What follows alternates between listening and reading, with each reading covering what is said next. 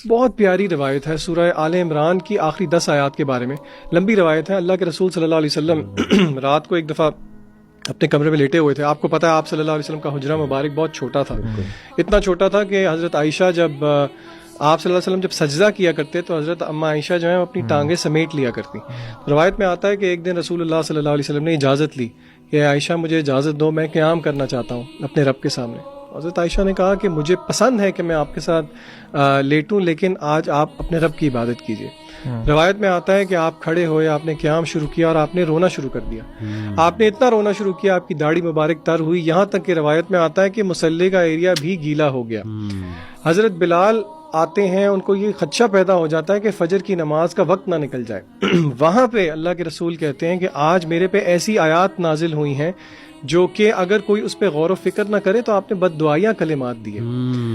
وہ آیات کیا ہیں کہ ان فی خلق السماوات والارض واختلاف اللیل والنہار لآیات، یعنی کہ ان کی سمری یہ ہے کہ وہ لوگ جو کہ اللہ کی آیات پہ غور و فکر کرتے ہیں. اچھا علی بھائی، یہاں پہ انٹرسٹنگ بات کیا ہے، جو لوگ اللہ کی آیات پہ غور و فکر کرتے ہیں ان کا دوسرا ٹریٹ پتہ ہے اللہ نے کیا بتایا؟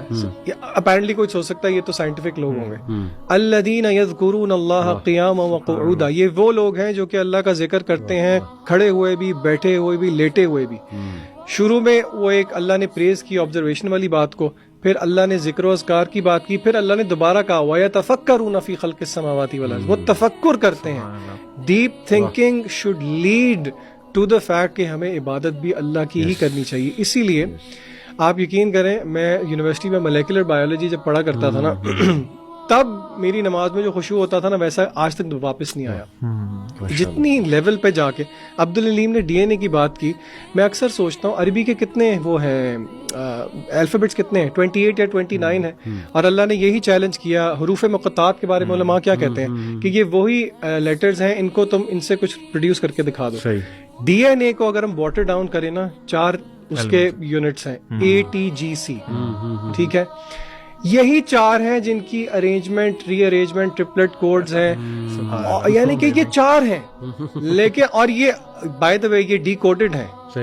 جو آپ کا ہیومن جینوم پروجیکٹ تھا اس نے اس سارے کو ڈی کوڈ کر دیا، لیکن کیا انسان ایسا شاہکار بنانے میں بے قادر ہے؟ نہیں ہے.